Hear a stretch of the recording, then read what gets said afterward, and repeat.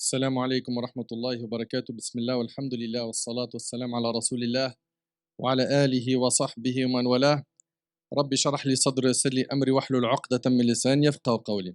Mes frères, mes sœurs, on vous souhaite à tous et à toutes la bienvenue. On implore Allah Tabarak wa Ta'ala de bénir cette assemblée, de vous récompenser, de nous faciliter la tâche, car avec l'aide d'Allah Tabarak wa Ta'ala, on a plusieurs interventions avec vous sur la purification de l'âme. On implore Allah Tabarak wa Ta'ala de nous accorder al-ikhlas, la sincérité, d'agréer nos paroles, de nous faciliter et qu'Allah Tabarak wa Ta'ala fasse que ces paroles trouvent une place dans votre cœur. Mes chers frères, mes chères sœurs, on a aujourd'hui, bi'idhnillahi Tabarak wa Ta'ala, rendez-vous avec plusieurs interventions qui vont tourner autour de la purification de l'âme. Chacun d'entre nous a un corps qu'il nourrit, qu'il entretient, mais il a également une âme qui malheureusement, souvent, elle est négligée. Elle est laissée à l'abandon. Le résultat des comptes, c'est qu'on trouve beaucoup de gens qui ont des problèmes qui sont très profonds. Résultat des comptes, on a beaucoup de gens qui souffrent de mal-être, qui ne sont pas bien dans leur fort intérieur. Pourquoi? Vous savez pourquoi? Parce que ce qui leur manque, c'est de connecter leur cœur à Allah Tabarak wa Ta'ala. Et je suis vraiment désolé, parfois ça va un peu être secouant, mais l'affaire elle est très urgente. L'affaire de la purification de l'âme, elle est hyper urgente. Quand on voit un corps mort, on pleure, n'est-ce pas? On a déjà assisté à plusieurs salat janaza, à des gens qui étaient proches de nous, des membres de la famille, des amis, des connaissances qui sont partis, et ça nous a vraiment affectés. On en a été très triste, on a été très touchés, et on a pleuré. Pourquoi? Parce qu'un corps est parti. Mais par contre, quand on voit des cœurs morts, illa man rahim Allah, il y en a très peu qui réagissent, et il y en a très peu qui pleurent, et il y en a très peu qui sonnent l'alarme, alors que la mort du cœur est la pire des choses. C'est la pire des choses. Pourquoi? Parce que la seule personne qui réussira le jour du jugement, et retenez bien ça s'il vous plaît, c'est la personne qui aura bien purifié son cœur, qui aura entretenu son cœur. Allah Ta'ala il dit Qad aflaha man zakkaha. A certes réussi qui? Celui qui a beaucoup d'argent? Celui qui est célèbre? Celui qui a des contacts? Celui qui a un haut poste dans la société? Celui qui a réussi? Allah Ta'ala il dit a certes réussi celui qui l'a purifié, qui a purifié son âme. Mais on en est où nous par rapport à la purification de l'âme? À quel moment on recharge notre cœur comme on recharge nos smartphones, comme on recharge les comptes bancaires? Mince, je vais bientôt frôler le découvert. À quel moment on s'occupe de notre cœur? Allah Tabarak wa Ta'ala il dit Yawma la yanfa'u malun wa la banoun. Yawma la yanfa'u malun wa la banoun illa man ata Allah biqalbin salim. Le jour où ni les biens ni la famille ne seront d'aucune utilité, sauf celui qui se présente à Allah avec un cœur saint. Et subhanallah,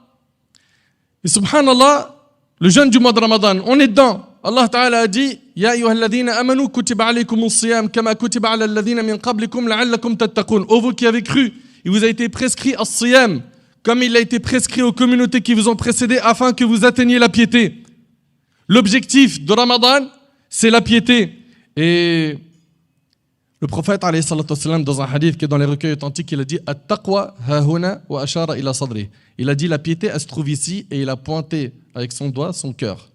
C'est-à-dire que l'objectif de Ramadan, c'est de purifier son cœur finalement. Et l'objectif même du musulman tout au long de sa vie, c'est d'entretenir son cœur. Le prophète alayhi salatu wassalam a dit Allah ne regarde le jour du jugement ni vos images, ni vos corps, mais il regarde vos cœurs et vos actes. À quoi ressemblent nos cœurs? Est-ce qu'ils ressemblent à celui de notre prophète alayhi salatu wassalam? Le prophète alayhi salatu wassalam, son cœur était rempli d'amour d'Allah Tabarak wa Ta'ala. Et cet amour s'est traduit par de nombreux sacrifices pour purifier son âme.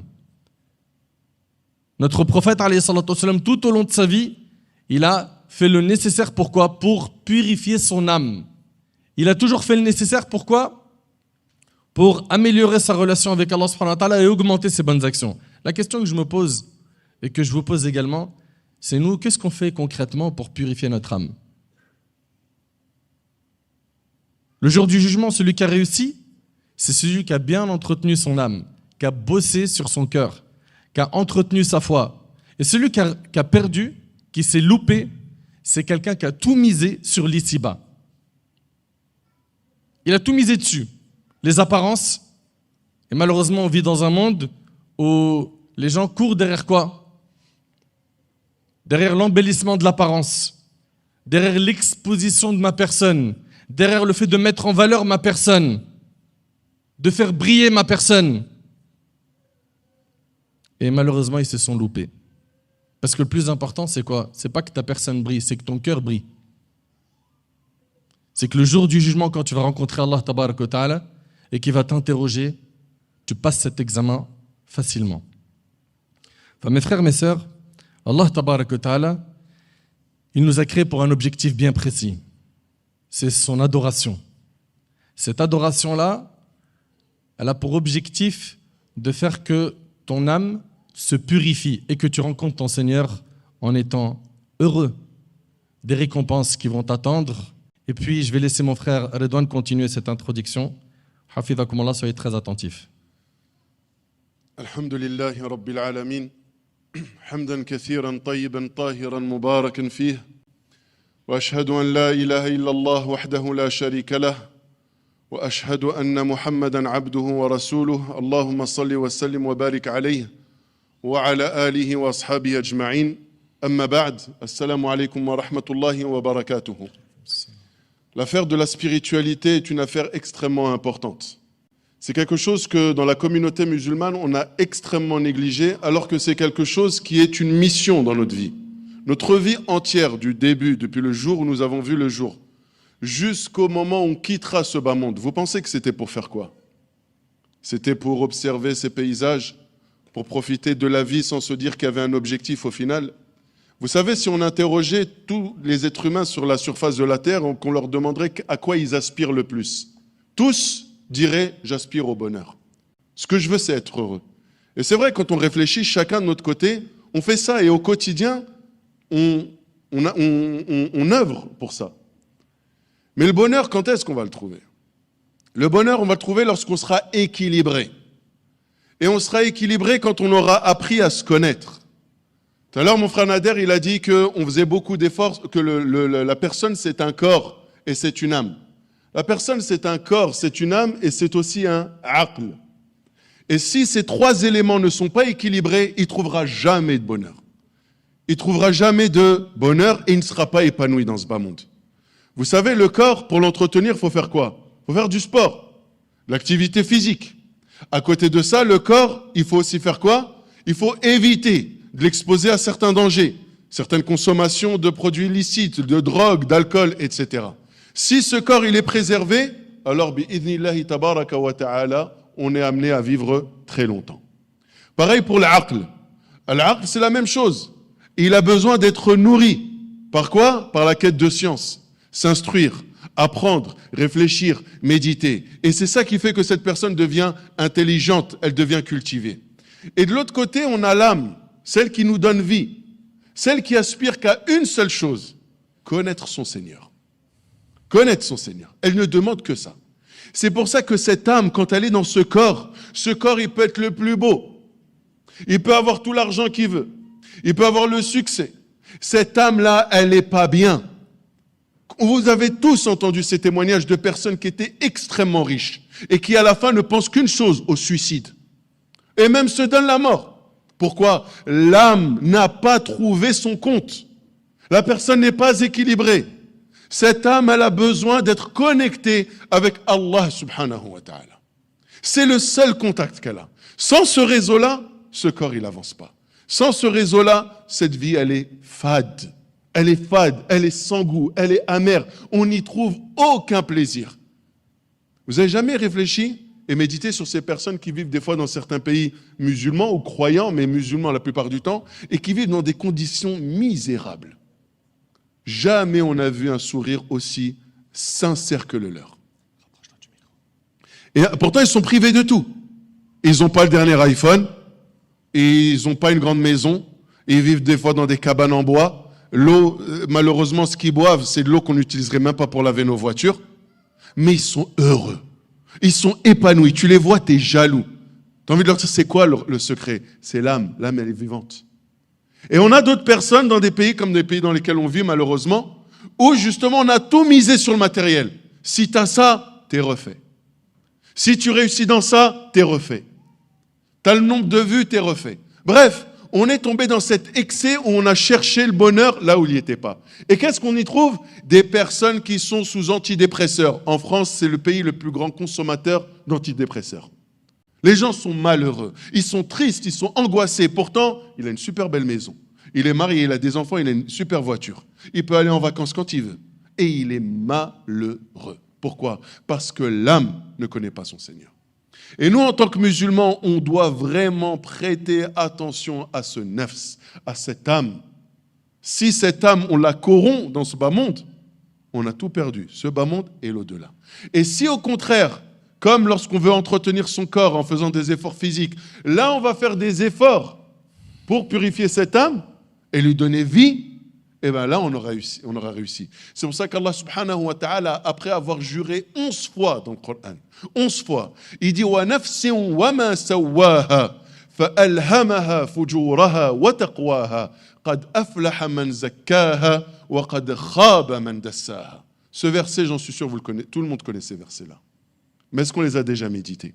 Wa nafsin wa ma sawaha, et par là, mais celui qui l'a façonné. Fa'alhamaha fujuraha wa taqwaha. Il a mis en elle cette capacité de tendre vers le mal et de tendre vers le bien. Elle tire vers les deux. Sauf que quand elle tire vers le mal, elle n'est pas bien. Et quand tu la tires vers le bien, au contraire, c'est là qu'elle se sent bien. Qad aflaha man zakkaha. Celui qui l'aura purifié, il a réussi. Et c'est lui qui l'aura enfoui sous les péchés, sous la négligence, etc. Khab, il a perdu. Fit dunya wal akhirah. Dans ce bas monde et dans l'au-delà. On pense des fois que laisser son âme à ses penchants, ça sera juste compliqué pour Yawm al-Qiyamah. Non, dans ce bas monde, déjà, t'es fait azab. Dans ce bas monde, déjà, tu souffres. Parce que l'âme, quand elle est apaisée, l'âme, lorsqu'on s'occupe d'elle, ces personnes-là sont heureuses dans ce bas monde, comme si c'était un avant-goût du paradis. Tu me rappelles une parole d'Ibn Taymiyyah où il disait aussi qu'il y a un paradis sur terre, celui qui ne le goûte pas, il ne goûte pas celui de l'au-delà. Et c'est le paradis de la foi. Et subhanallah, on ne réalise pas en fait à quel point c'est hyper important d'entretenir sa foi. Wallahi, c'est-à-dire ce qu'on est en train de dire là, c'est des paroles qui, si elles trouvent des places dans nos cœurs et qu'on met en pratique ce qui découle de ces paroles, on va se retrouver en sécurité le jour du jugement. Et attention, on entend souvent le jour du jugement, je vais te laisser continuer mon frère Redouane, mais on entend souvent que le jour du jugement, ça va être un jour difficile. C'est vrai. Allah, il a même appelé le jour du jugement par le jour du regret. Avertis-les du jour du regret. Mais ce jour-là aussi, il sera facile pour beaucoup de gens. Qui? Les pieux. Ils vont être ressuscités, ils vont être revêtus directement. D'autres, ils seront nus, humiliés. Quand ils vont être ressuscités, ils vont être poussés, comme on pousse des bêtes vers le rassemblement, et ils seront à genoux devant l'enfer. Une scène terrible. D'autres, ils vont ni voir l'enfer, ni l'entendre. Et ils vont même pas être poussés, ni ils vont marcher, ils seront sur des montures du paradis qui sont en or. Certains, ils vont entendre l'enfer, et ils vont la voir. D'autres, ils n'auront pas cette scène d'horreur devant eux. Certains, ils vont se retrouver à voir le soleil au-dessus de leur tête. Ça sera dur. Ils auront soif. Ils vont aller voir le prophète, alayhi salam, lui qui aura le bassin, et ils ne pourront pas boire. D'autres, ils pourront boire. Et d'autres, ils auront l'ombre du trône d'Allah qui les protégera du soleil. Certains, ils vont rester 50 000 ans debout. D'autres, c'est le temps qu'il est entre Dhuhr et Asr, ou le temps d'une prière prescrite. C'est-à-dire qu'en fonction de ce qu'on va faire comme œuvre sur terre, on va s'acheter soit le confort après la mort, soit la misère. Et chacun d'entre nous, quand il fait un voyage, il fait le nécessaire pour le réussir. C'est vrai ou pas? Parmi nous, n'importe qui va partir en voyage, il va en vacances. J'ai ramené les pansements, si jamais les cloques, j'ai ramené la crème solaire, le chargeur c'est bon, j'ai pris un multiprise, on sait jamais, je parle même pas des vêtements, les vêtements de rechange, les serviettes, et pour la plage j'ai ça, et pour ci, et pour ça, et la casquette, et 2 paires de lunettes de soleil, etc. Les baskets. Pourquoi? Parce qu'il faut que dans mon voyage, je sois au top. Et le voyage de l'âme après la mort, t'as préparé quoi? T'as préparé quoi? Est-ce que tu te sens prêt? Est-ce que tu te sens prête, ma sœur, à rencontrer ton Seigneur avec les bagages que tu as préparés jusque-là? Si ce n'est pas le cas, mais on attend quoi en fait? On attend quoi? Ce n'est pas le premier appel que vous entendez de votre vie. Et pourtant, il y en a, ils sont encore attachés à plein de péchés. Ils s'y adonnent matin et soir. Enfin, qu'on fasse le nécessaire pour prendre ce sujet au sérieux. La purification de l'âme, c'est pas difficile. Si je m'occupe bien de mon âme, alhamdoulilah, c'est le succès. Dans le cas contraire, je vais me retrouver dans des galères. Et le jour du jugement, tu ne pourras blâmer que ta propre personne. C'est à cause de toi.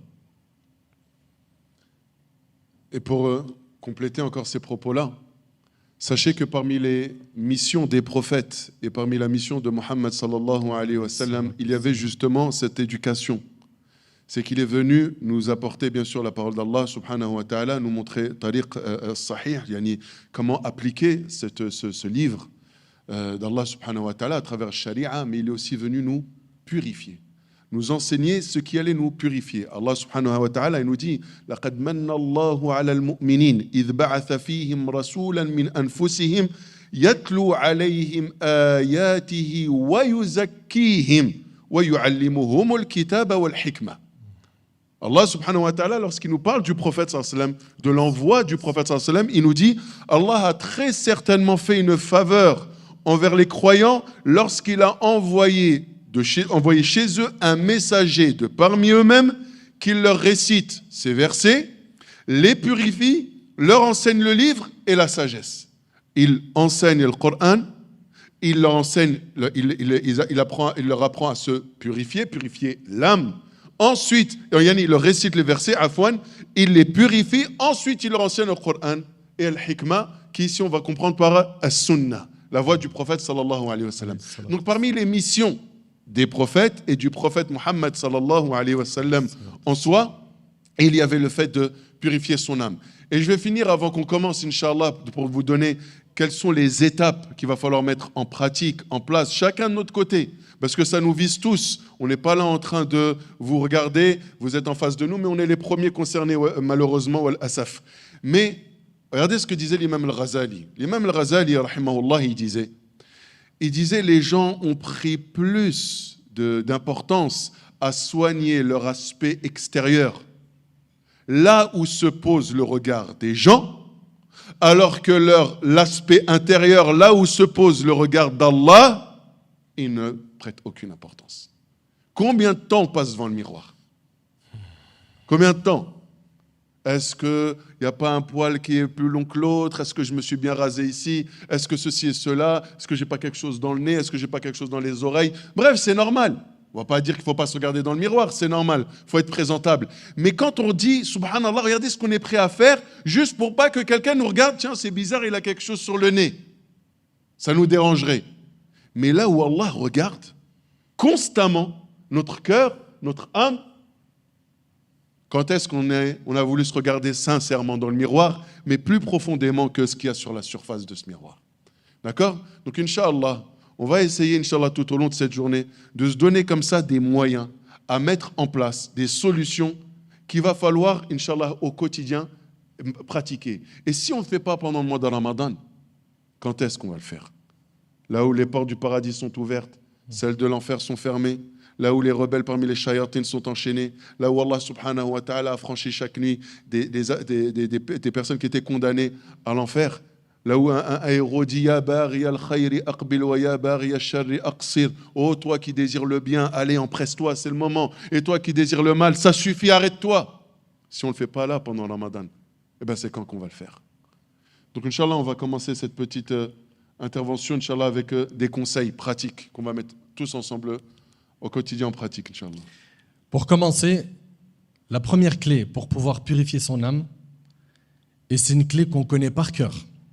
Et malheureusement, vous savez, on ressemble à quoi? Wallahi al-azim, je le dis, j'ai mal au cœur. Moi, je ne m'innocente pas. Hein, l'âme, elle est incitatrice au mal. La première clé qu'on a tous négligée, ou on ne lui a pas donné assez d'importance, ça, c'est quoi? C'est ad-du'a. Toi, tu veux savoir par où commencer pour être quelqu'un de meilleur. Regarde le temps que tu consacres à invoquer Allah. Regarde l'énergie que tu consacres à invoquer Allah. Subhanallah, dans la dernière khutbah de Jumu'ah, je disais, soyez attentifs s'il vous plaît. Si on entend parler d'un riche qui dit à toute personne qui a besoin d'argent, qui veut que je lui facilite ses affaires, il vient me voir, je gère sa demande. Expliquez-moi s'il vous plaît, à quoi elle va ressembler la foule qui sera devant chez lui. Vous avez une idée du monde qu'il y aura devant chez lui? Énormément de gens ils vont y aller, c'est vrai ou pas? C'est quelqu'un, il a de l'argent, il pèse. Donc ça c'est pour un humain. Un humain qui a des capacités, tout le monde se dirige vers lui parce que lui là, c'est Monsieur Contact. Lui, il a de l'argent. Lui, les pistons, il en a à gogo.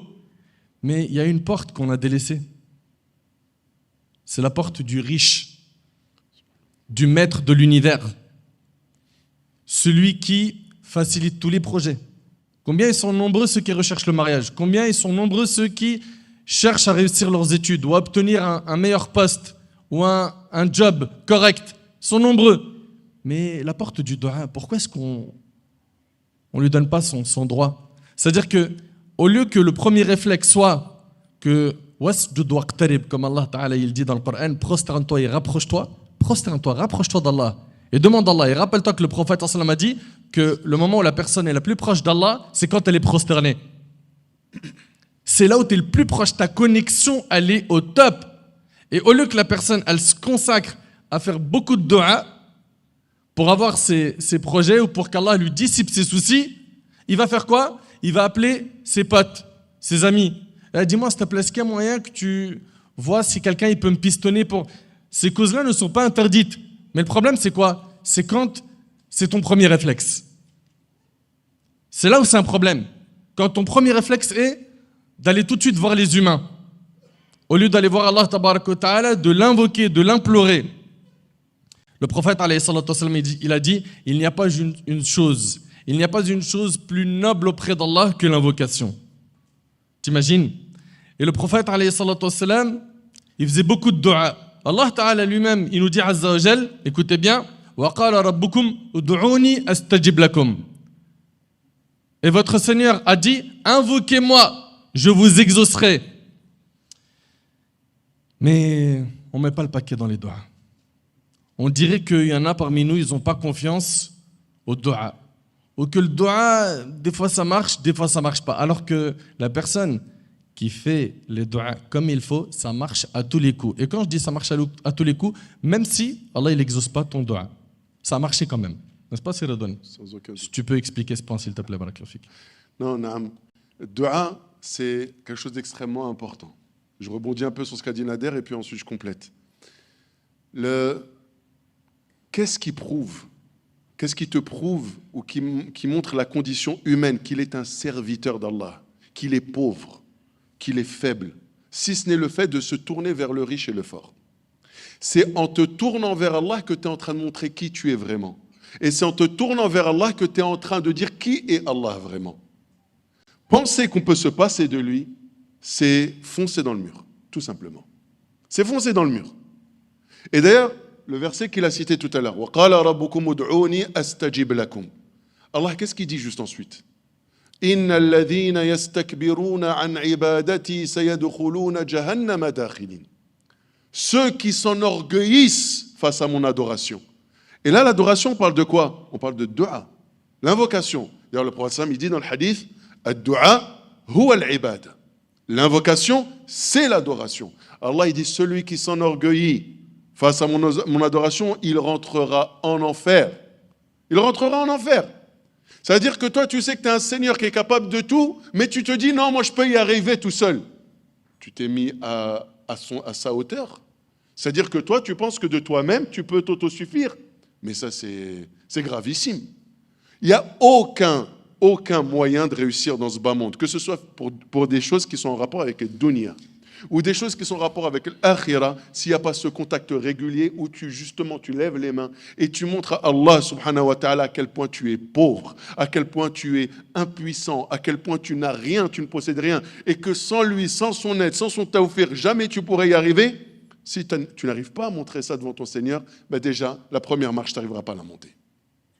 C'est ça être un serviteur d'Allah. Donc il disait, mon frère Nader, Allah il exauce, oui il exauce. Sauf que Allah subhanahu wa ta'ala, lorsqu'il exauce, il est beaucoup plus sage que nous. Il est beaucoup plus sage que nous. Les gens pensent que Allah exauce les invocations quand ce que j'ai demandé, je l'ai obtenu, tel que je le voulais moi. Alors que c'est faux. Ça, c'est une erreur de penser ça. D'ailleurs, certaines personnes parmi les pieux prédécesseurs, ils disaient, lorsque j'implore Allah et qu'il ne me donne pas, je suis encore plus content. Parce que je comprends par là que ce que j'ai demandé, ce n'était pas un bien pour moi. Si Allah ne me l'a pas donné, c'est qu'il savait que ce n'était pas un bien pour moi. Je ne sais pas si vous voyez comment ils réfléchissaient ces gens-là, subhanallah. Quand ils ont compris qui était Allah, subhanahu wa ta'ala. Quand tu comprends que le bonheur dans ce bas monde, ou le bien pour toi dans ce bas monde, ce n'est pas forcément toi qui le connais. Jamais vos parents ils vous ont dit quand vous étiez petit, écoute, c'est pas une bonne chose mon fils, c'est pas une bonne chose ma fille. Non, je te déconseille, fais pas ça. Et toi tu étais sûr, non, je pense que c'est ça. Et après tu dis, si je les avais écoutés. Ils avaient raison en fait. Moi je pensais savoir mieux que eux ce qui était bon pour moi, alors que eux ils étaient mieux placés que moi pour savoir ce qui était mieux pour moi. Alors que dire que d'Allah. Ouais, que dire quand c'est Allah subhanahu wa ta'ala. Donc Allah il t'exauce à 100%. Soit il t'accorde ce que réellement tu voulais, parce que c'est un bien pour toi. Soit il t'écarte en retour un mal qui était plus grave, d'accord, si on pesait, qu'est-ce qui était le plus avantageux pour toi, t'écarter ce mal ou t'accorder ce bien? Ce mal était plus avantageux pour toi que pour qu'on te l'écarte, Allah te l'écartera. Ou bien, yawm al-qiyamah, ton invocation, tu l'auras à ce moment-là.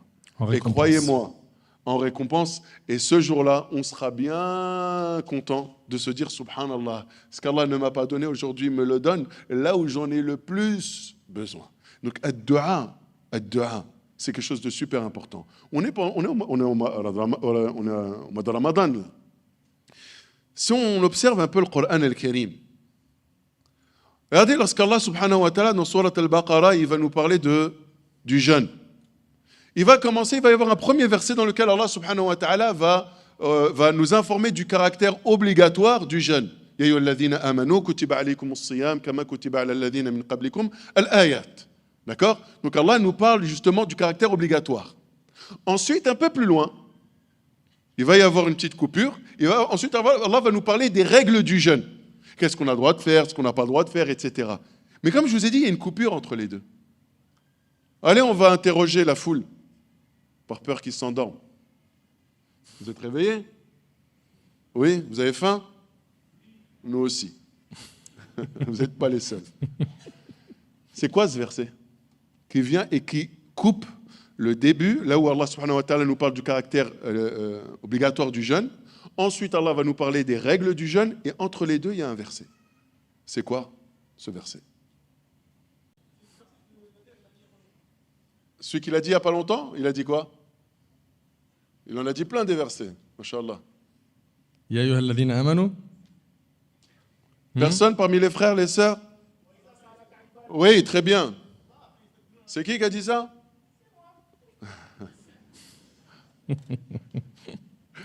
Oui, regardez ce qu'Allah dit, subhanallah, alors qu'il parle du jeûne. Regardez bien, et ça c'est parmi les subtilités, les beautés qu'on a dans le Coran. Comment Allah subhanahu wa ta'ala, alors qu'il est il est fait siyar, c'est-à-dire qu'il est dans un contexte, et d'un coup, il coupe le contexte avec ce contexte et revient sur le contexte. Et regardez ce qu'il dit. وَإِذَا سَأَلَكَ عِبَادِي عَنِّي فَإِنِّي قَرِيبٌ أُجِيبُ دَعْوَةَ الدَّاعِ إِذَا دَعَانِ فَلْيَسْتَجِيبُوا لِي وَلْيُؤْمِنُوا بِي لَعَلَّهُمْ يَرْشُدُونَ. Et si mon serviteur te demande à mon sujet, alors je suis très proche. Je suis très proche. Allah, en plus, c'est le seul verset où Allah n'a pas dit au prophète Hassan, Qul inni. Dis-leur que. Allah, il a répondu direct. Inni qarib. Mais je suis proche. ujibu da'wata ad-da'i idha da'an. Et je réponds à l'invocation de celui qui m'invoque. Pendant Ramadan. Et vous savez, il nous est recommandé, avant l'iftar, de faire quoi? Ad-du'a, en toute honnêteté. Franchement, chacun, il se pose la question, il a la réponse en lui-même. Est-ce qu'on le fait? 5, 10, 15 minutes avant l'iftar, une fois que la table elle est bien mise, etc. Est-ce qu'à un moment donné, on s'arrête et on lève les mains? Un petit rajout, même du Fajr jusqu'au Maghrib, le dua il est exaucé. Bien sûr.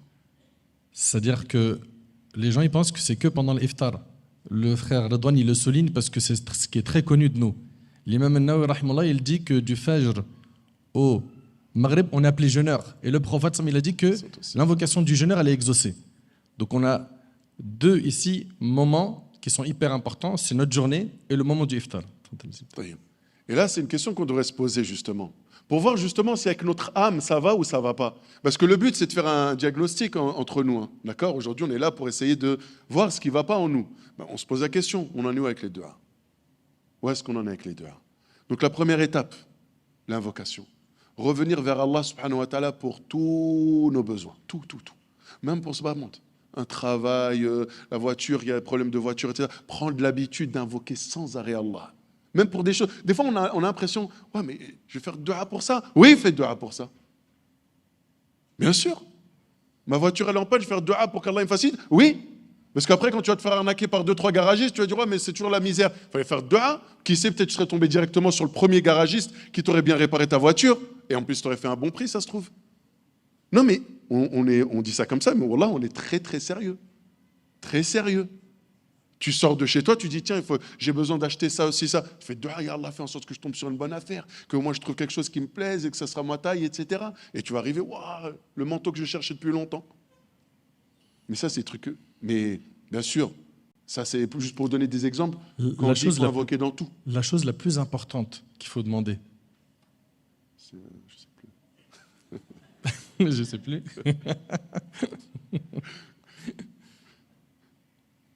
Je te laisse. Moi, je n'ai pas dit que je répondais aux questions. Ah, tu ne réponds pas aux questions? Non, je ne réponds pas aujourd'hui. C'est que le dimanche. C'est dimanche aujourd'hui. Mes frères, mes sœurs, vous entendez ce que mon frère Redouane dit? Ce que Redouane dit, c'est hyper important. Et ce que j'aimerais que vous reteniez, c'est que la chose la plus importante à demander, c'est qu'Allah subhanahu wa ta'ala nous accorde la piété. Parce que le paradis, Allah, il l'a réservé aux pieux. Regardez le prophète, c'est le meilleur homme qu'Allah a créé. Il disait Allahumma ati nafsi taqwaha. Allahu akbar. Wallah, accorde à mon âme sa piété. Accorde-moi la piété. Zakkiha. Purifie-la. Tu es celui qui est le meilleur en purification. Purifie-moi, ya Allah. Ça, c'est le prophète, le meilleur des hommes. Il demande à Allah de lui accorder la piété et de le purifier. Et puis, supposons que, alhamdulillah, tu fais le nécessaire pour rester sur le chemin de la piété. Demande à Allah qui te garde sur ce chemin. Le prophète, alayhi salatu wassalam, il disait Ya muqallib al-qulub, thabbit qalbi ala dinik. Ô toi qui raffermis les cœurs, raffermis mon cœur sur ta religion. Et le prophète, il nous a parlé de temps de troubles qui viendront et ils se multiplient en plus à la fin des temps, où il a dit Yusbihu ar-rajulu mu'mina wa yumsi kafira. Allahu akbar. La personne se réveillera musulmane et elle dormira kafira billah, en ayant mécru en Allah Azza wa Jal. Pourquoi? Il vendra, écoutez bien, sa religion pour un vil bas monde. Et quand on parle de bas monde, il y en a beaucoup parmi nous, ils ne voient que l'argent. Il n'y a pas que ça. Tout ce qui va t'éloigner d'Allah tabaraka wa ta'ala dans la dunya, c'est un piège. Un piège. C'est pour ça qu'il faut qu'on fasse le nécessaire pour être très attentif à l'affaire du dua. Et une personne qui veut, je vous l'ai dit, je le répète, et mon frère Redouane l'a répété, cheminer vers Allah et purifier son âme, la première marche de l'escalier, c'est le dua. C'est déjà que tu prends conscience que déjà ton âme, elle souffre, ton âme est malade. Parce que si tu vas chez le docteur et tu lui dis, je ne sais pas si j'ai quelque chose, il ne pourra rien faire, c'est vrai ou pas? Mais si tu lui dis, j'ai mal et j'ai mal là, on va pouvoir te donner un médicament. Toi, pour pouvoir prendre ces médicaments spirituels, il faut déjà, dans un premier temps, que tu reconnaisses qu'il y a quelque chose qui cloche. C'est hyper important. Et puis une fois qu'on t'a dit quels sont les médicaments à prendre, ne sois pas comme ceux qui vont aller à la pharmacie, il va acheter les médicaments, il les range chez lui et il ne les prend pas. Parce qu'au final, c'est ce que beaucoup de gens font. On sait que Dua, c'est le médicament. On sait que le Coran, c'est le médicament. Il y a plein de choses que vous êtes en train d'écouter aujourd'hui. Ce n'est pas la première fois que vous les entendez, n'est-ce pas? Mais ces médicaments-là, qui sont les médicaments de notre cœur, est-ce qu'on les prend? Donc, ad-Dua. Et puis, après Dua, il y a un autre remède qui est hyper important et je vais laisser, Inch'Allah, mon frère Redouane l'aborder. On a parlé de l'invocation et de l'importance de l'invocation. La deuxième marche qu'il va falloir franchir après l'invocation, bien sûr, ou en même temps, même si vous voulez, c'est le retour sincère vers Al-Qur'an Al-Karim. Vraiment revenir au Coran, mais plus pour faire du Coran un texte qu'on va psalmodier, un texte dont on va se servir pour montrer aux gens qu'on a une belle voix, d'accord? Où on va commencer à s'afficher aujourd'hui avec même des appareils, qu'on va faire des échos, etc. Enfin bref, comme si la parole d'Allah avait besoin de ça. La parole d'Allah en elle-même, elle est belle, sans ta voix. Le propos est beau, les mots employés sont beaux. Tout ce qu'il y a comme éloquence, comme tournure de phrase, tout ce qu'il y a comme subtilité dans le Coran, fait de ce texte un texte incomparable. Ta voix ne lui apporte rien du tout de plus. Et nous, aujourd'hui, on est toujours malheureusement encore perdus dans ce délire de quoi? De faire les choses en apparence. C'est-à-dire que je vais lire le Coran parce que c'est important. C'est que c'est comme là pendant le mois de Ramadan. On lit beaucoup le Coran. Il y en a, ils vont faire une khatma. Il y en a, ils vont faire 2, 3, 4. C'est magnifique. Une khatma, c'est quoi? Une khatma, c'est une clôture totale du Coran. Mais c'est super. Mais qu'est-ce que tu as retenu dans tout ça? Un verset, dis-moi, un verset qui t'a marqué, qui t'a touché et qui a fait qu'aujourd'hui, tu es un autre homme, tu es une autre femme. Combien de fois le Coran, on l'a écouté? On l'a encore écouté du shir, mashallah, tout à l'heure. En plus, c'était une riwaya qui, franchement, elle est très très belle. Jazahullahu khayran. C'est beau, c'est touchant. On voit que la parole, elle a un sens.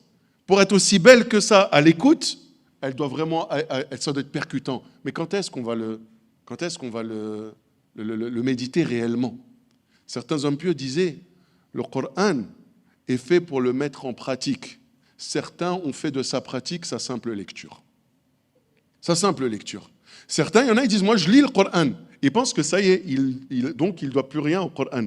Le Coran, c'est un texte qui a été révélé, pour lequel le prophète sallallahu alayhi wa sallam a tant patienté, a tant enduré.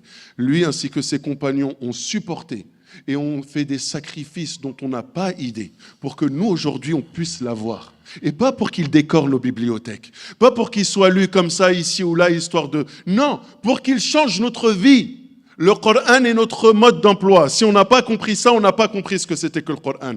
On a parlé juste avant de quoi? Ad-Dua. Vous savez qu'Allah subhanahu wa ta'ala au minimum 17 fois par jour, il nous impose de lui faire dua en demandant la guidée. Lorsqu'on lit Surat al-Fatiha dans nos prières, lorsqu'on dit Ihdina sirat al-mustaqim, guide-nous vers le droit chemin. On est sur le droit chemin, Inch'Allah, et on l'espère, walillahi alhamd. Mais pourquoi on demande à Allah al-Hidayah? On lui demande de nous maintenir sur ce chemin-là. Et on pourrait se poser la question, mais où est ce chemin, ya Rabbi? Où est ce chemin? Eh bien, continue, lis le Coran. Lorsque tu as lu Afwan, Surat al-Fatiha, et que tu es arrivé jusqu'à la fin, et que tu es passé à la Surat suivante, Surat al-Baqarah, par quoi elle commence? Alif Lam Mim, Dhalika al-Kitab, La Rayba Fih, Hudan lil Muttaqin. Tu as demandé à Allah la guider, 4 versets plus loin, il t'a montré elle était où cette guidée. Voilà le livre au sujet duquel il n'y a aucun doute. C'est une voie bien tracée, un chemin clair pour les gens pieux. Tu veux purifier ton âme, tu veux réussir fi dunya wal akhirah, tu veux être min al muttaqin, ceux qui vont réussir durant ce mois de Ramadan et qui vont réussir tout au long de leur vie, Al-Qur'an. Al-Qur'an. La lecture, la méditation, l'apprentissage, la compréhension et surtout la mise en pratique. Il y a des gens qui oublient une chose, c'est que notre rapport avec le Coran nous permet de faire un vrai bilan de l'amour que l'on porte pour notre Seigneur Azza wa Jalla. Abdullah ibn Mas'ud radiyallahu anhu, il a dit, expose, écoutez bien, il a dit, expose ta relation avec le Coran afin de savoir si tu aimes Allah. Tout le monde dit j'aime Allah, c'est vrai ou pas? Très bien. Pendant Ramadan, il y a des gens, ils vont mettre le paquet, ils vont lire. Ils vont se concurrencer dans la lecture, comme a précisé mon frère Redouane. Taïb, et après Ramadan, ça y est, c'est terminé. On le range sur la bibliothèque, on le laisse prendre la poussière, on lui dit au Ramadan prochain. On a oublié que ce livre-là, c'est un guide pour les pieux. Et il faut savoir une chose, c'est que celui qui va se détourner du Coran, il s'expose à un immense danger. Il faut qu'on en parle. Allah Ta'ala dit وَمَنْ يَعْشُ عَنْ ذِكْرِ الرَّحْمَنِ نُقَيِّدْ لَهُ الشَّيْطَانِ فَهُوَ لَهُ قَرِينٌ. Allah il dit, subhanahu wa ta'ala, quiconque s'écarte du rappel du tout miséricordieux. Tu t'écartes du Coran, t'en veux plus, tu veux un autre mode de vie. Allah il dit, nous lui désignons un diable qui devient son compagnon inséparable. C'est terrible. Après, il se demande, mais pourquoi je fais autant de mal? Pourquoi je suis mauvais? Pourquoi je suis mauvaise? Ça vient d'où? Mais tu t'es écarté du Coran, tu t'es écarté du livre d'Allah. Et on n'est pas en train de parler de sa simple lecture. Attention, on n'est pas en train de parler de le lire simplement, mais de le lire et de le mettre en pratique. Expose-toi au Coran, t'en es où? Et puis si tu veux savoir si ton cœur va bien ou pas, regarde si réellement il se sent apaisé quand il écoute le Coran. Abdullah ibn Mas'ud radiyallahu anhu, il a dit expose ton cœur à 3 choses. Il a dit aux assemblées de dhikr, les assemblées où on parle d'Allah, où on évoque Allah. Si là tu te sens bien, alhamdulillah, ton cœur, alhamdulillah, il n'est pas mort. Il est peut-être malade et on implore Allah tabarak wa ta'ala de guérir les cœurs malades. 1. Le dhikr d'Allah. 2. Inda sama'il Qur'an. Quand tu écoutes le Coran, t'es comment? Frustré? T'en peux plus? Tu cherches 1001 excuses pour éteindre le Coran à la maison? Ou avec tes potes qui l'écoutent dans la voiture ou ailleurs? Ou d'autres qui vont dire, s'il te plaît, baisse le son, s'il te plaît, j'ai mal à la tête. Ah, maintenant t'as mal à la tête. Quand t'écoutes les clips en boucle, t'as jamais mal à la tête. 5 minutes de Coran, t'as besoin d'un Doliprane. Une boîte de Doliprane. Et la 3e chose, c'est fil khalawat. Abdullah ibn Mas'ud, il dit, expose ton cœur à 3 choses. 1. Les assemblées de dhikr et d'évocation. 2. L'écoute du Coran. 3. Les moments de solitude. Quand tu es seul, est-ce qu'Allah subhanahu wa ta'ala il voit de toi l'obéissance ou la désobéissance? Quand tu es tout seul, ça y est, tu es sur ton smartphone, tu es sur ta tablette. On sait qu'aujourd'hui, notre jeunesse, elle passe un temps fou sur les écrans. Tu regardes quoi? Tu suis quoi? Tes yeux tombent sur quoi? Tes oreilles écoutent quoi? T'aimes quoi? Tu consultes quoi? Pourquoi? Pose-toi toutes ces questions et sois sincère avec toi-même. Eh bien, si, pendant les moments de solitude, tu as le réflexe de tomber sur le haram, c'est que tu as un vrai problème. Ibn Mas'ud dit, si tu ne trouves pas ton cœur dans ces 3 moments, demande à Allah qui t'accorde un cœur, car tu n'en as pas. Tu n'en as pas. Tu as un cœur physique, mais tu n'as pas de cœur spirituel. Et le jour du jugement, ce qui va te sauver, c'est le cœur spirituel. T'en es où? Donc, le rapport avec le Coran, c'est pas simplement le lire. C'est pas simplement le méditer. Il faut que ce qui en découle, c'est un tatbiq amali, une mise en pratique sérieuse. Sérieuse. Tu sais qu'Allah Ta'ala, il a interdit la médisance dans le Coran. Et pourtant, sur le net, dans tes stories, ou dans les commentaires que tu laisses, ou dans les commentaires que tu reçois, tu vois de la médisance et tu blâmes pas ça. T'acceptes. Ou dans une assemblée, les gens ils sont là, ils parlent sur le dos de quelqu'un, ils lui déchirent son honneur et tout le monde rigole et après ils disent quoi? Ah voilà, franchement, à refaire cette soirée, allez, t'es hala, t'as mal à la tête. Quand, j'en ai parlé aussi il n'y a pas longtemps dans une conférence, quand quelqu'un parmi nous, il va dans une boucherie, il fait super attention à quoi? À acheter halal, c'est vrai ou pas, Sir Redouane? Aujourd'hui? Non? Moi? Ça dépend des gens. Ça dépend des gens. Ok. On va dire, il y a des gens qui font attention. Il y a des gens sérieux. Il y a des gens sérieux qui, quand ils vont dans une boucherie, ils font attention. La certification, ils posent quelques questions. Pareil dans un restaurant. Ok? Pourquoi? Parce qu'il est soucieux de manger halal. Et donc, sur la table, ils ont acheté halal, par la grâce d'Allah, mais en même temps qu'ils ont de la nourriture halal, ils sont en train de manger du haram. En parlant sur le dos des gens. Comment vous faites en fait? Je ne comprends pas. Donc il y a ce problème-là qui est quoi? Celui du non-respect des enseignements coraniques. la médisance, on regarde le haram, hein, on prononce du haram avec la langue, notre cœur a un penchant vers le haram. Et là, il faut qu'on se pose des questions. À quel moment le Coran il a eu un impact dans ma vie? On prend au sérieux ces enseignements, en les mettant en pratique, on est sauvé. On le pratique sérieusement, on est sauvé.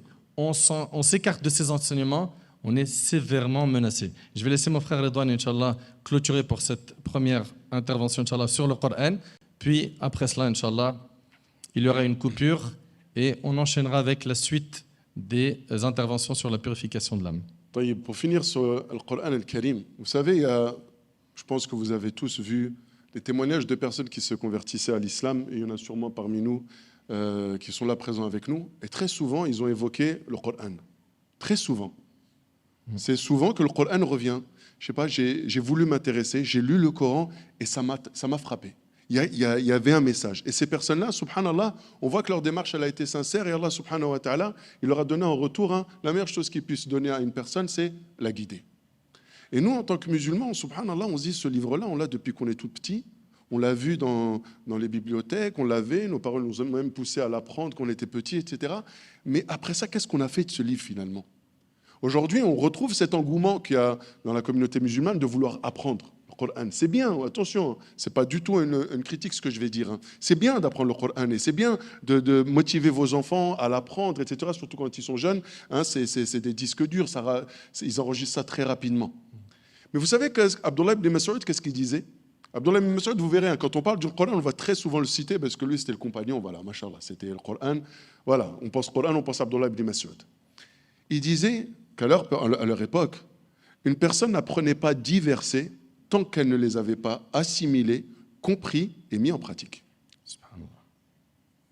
Nous, aujourd'hui, on veut les 10 lectures et on ne se réveille pas à Subh.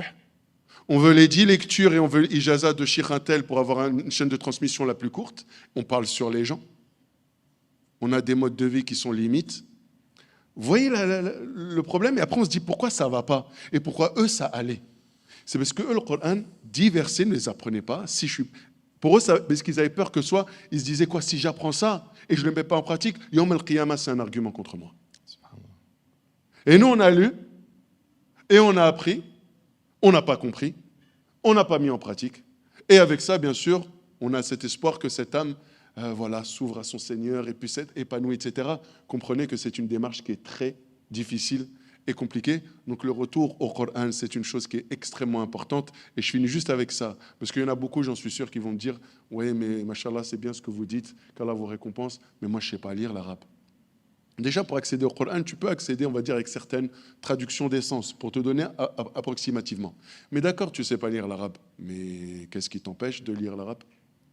Aujourd'hui, on a notre frère Sofiane, machallah, vous vous inscrivez dans son truc Béaba, sur son site, en 6 semaines, vous savez lire l'arabe, gratuitement, sans demander. Vous êtes chez vous avec votre téléphone, c'est lui qui vient à vous. Vous n'avez même pas besoin de vous déplacer. 6 semaines pour apprendre l'arabe. Il y en a, ils vont en Angleterre pour perfectionner l'anglais. Il y en a, ils sont partis jusqu'au Japon, en Chine, pour apprendre ces langues étrangères, parce que par la suite, j'ai des opportunités dans les grandes entreprises. Et apprendre l'arabe pour te rapprocher d'Allah, subhanahu wa ta'ala, tu n'y arrives pas. Vous savez, des fois, il faut dire ce qui est. Des fois, le Coran, il est posé juste là. C'est la vérité. Il est posé à côté. Il est dans mon téléphone. Et on est là, des fois, on est capable de faire autre chose. Et on voit le Coran et on se dit, c'est pas normal. J'ai le Coran là, et je suis en train de regarder n'importe quoi sur mon téléphone. Pourquoi je ne lis pas le Coran? Dites-vous bien, c'est parce que votre âme, elle commence à être en train de... Déjà, c'est un appel de votre âme. Déjà, si vous sentez ça, alhamdoulilah, c'est qu'il y a un bien. Parce que tu te rends compte qu'il y a quelque chose qui ne va pas. Le pire, c'est quand tu penses que tout va bien alors que tout va mal. Mais là, c'est votre âme qui est en train de suffoquer. Elle n'en peut plus. Elle est menottée à cause des péchés. Et on est là, on voit le Coran devant nous. On sait qu'il faut le lire, on sait qu'il faut le faire. Mais je ne le fais pas. Posez-vous de sérieuses questions. هذا والله أعلم سبحانك اللهم وبحمدك أشهد أن لا إله إلا أنت أستغفرك وأتوب إليك